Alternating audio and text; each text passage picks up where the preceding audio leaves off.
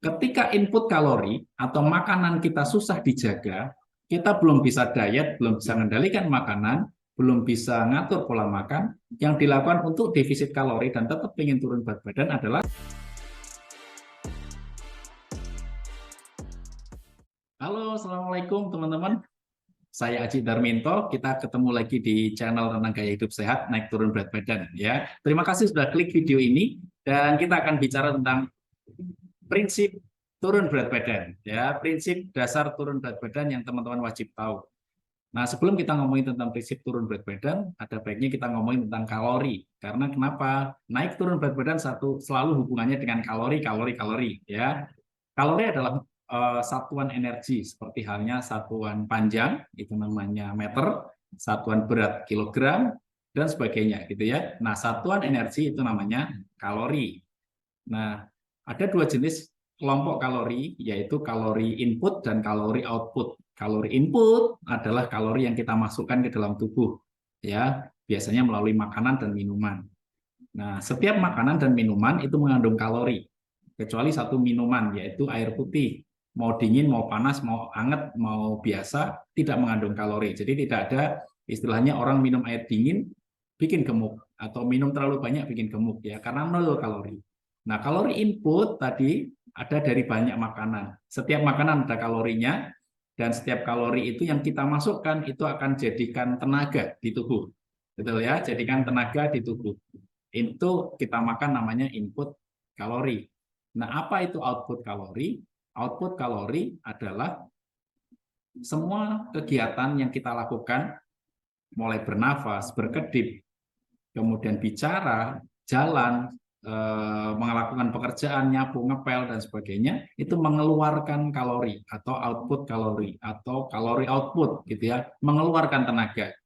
Nah, masing-masing individu tingkat pengeluaran energi sepanjang hari itu beda-beda. Nah, di sini yang menarik, ya. Tadi ada kalori input, ada kalori output. Jadi yang dimasukkan dan dikeluarkan.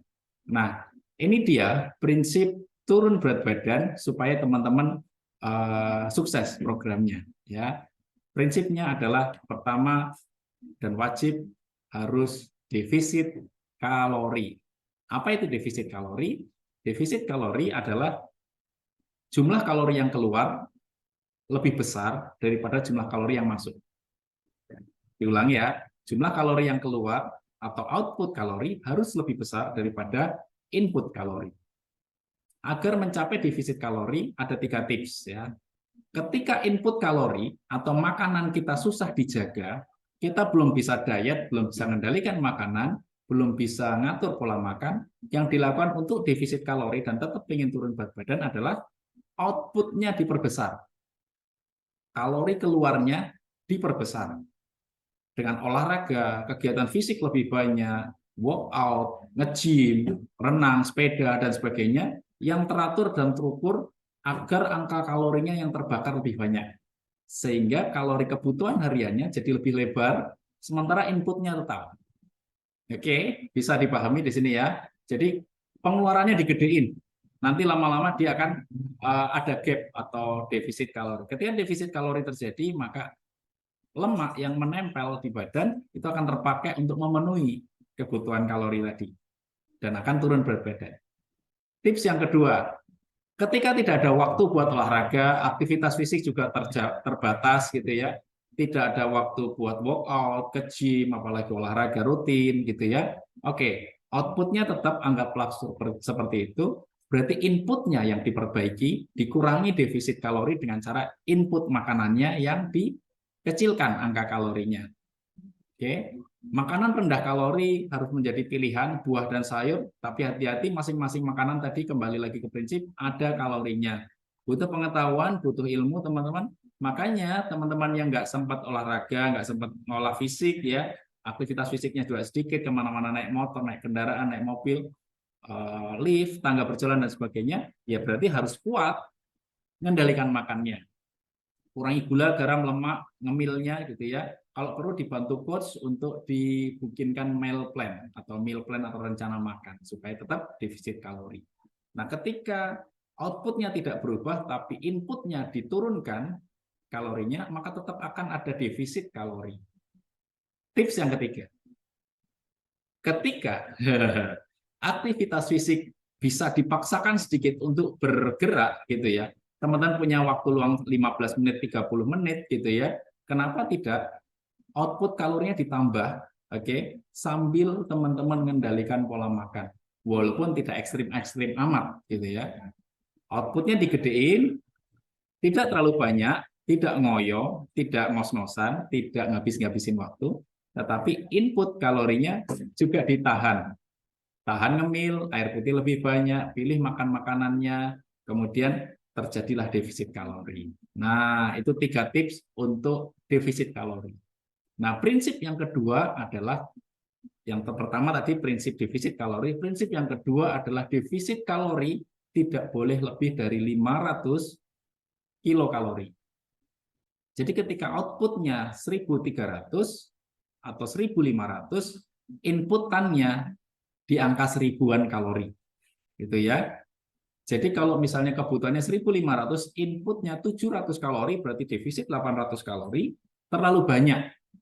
Terlalu banyak. Jadi kalau terlalu banyak malah tidak turun berat badan. Gitu ya. Tidak turun berat badan. Maka dari itu teman-teman yang pengen sukses turun berat badan, gap antara kalori output dan kalori input itu tidak boleh terlalu banyak, 500 kilokalori. Sabar, nanti akan ada hasilnya. Karena kalau teman-teman terlalu terburu-buru dengan ngoyo olahraganya, kemudian ekstrim dietnya gitu ya, bisa sih terjadi, tapi metaboliknya jadi kacau, ya tidak berlaku lama. Ya, prinsip yang ketiga adalah ketika terjadi defisit kalori, teman-teman perlu nilai nutrisi yang benar dan tepat, gitu ya. Nilai nutrisi ini untuk menjaga teman-teman yang sedang defisit kalori, kekurangan kalori yang diinput, itu tetap sehat. Nah, ketika defisit kalori, nutrisi yang terjaga, maka teman-teman nggak akan kolaps, nggak akan capek, nggak akan ngantuk, nggak akan kuyu, gitu ya, nggak akan lemes. Apa jadinya ketika turun berat badan malah lemes? Kan nggak seru, gitu ya. Apa jadinya turun berat badan malah kelihatan tua? So, di sini teman-teman perlu ilmu, butuh bantuan orang lain, atau mungkin bisa googling sendiri. Kalau masih kesulitan bisa tanya coach atau WA saya ada di kolom deskripsi ya, di sana saya cantumkan. So, teman-teman, itu tiga prinsip dasar untuk turun berat badan. Ya, yang pertama defisit kalori tidak lebih dari 500 kilokalori. Yang ketiga harus kualitas nutrisinya yang bagus. Semoga ini membantu buat teman-teman yang sedang program turun berat badan, pejuang sehat, pejuang langsing gitu ya, karena turun berat badan sejatinya untuk kesehatan, untuk pede, lebih pede lagi ya, dan insya Allah akan menemukan berat badan ideal, kembali lagi ke stamina yang terbaik, pede yang terbaik. Tulis di kolom komentar bagaimana pengalamannya teman-teman, mungkin ada yang ditanyakan, insya Allah saya jawab di kolom komentar, dan jangan lupa komen, subscribe, dan like ya teman-teman. Terima kasih, itu dari saya, semoga bermanfaat. Bagikan video ini jika ini dirasa bermanfaat buat teman-teman. Terima kasih, saya Acik Darminto. Assalamualaikum warahmatullahi wabarakatuh. See you next video.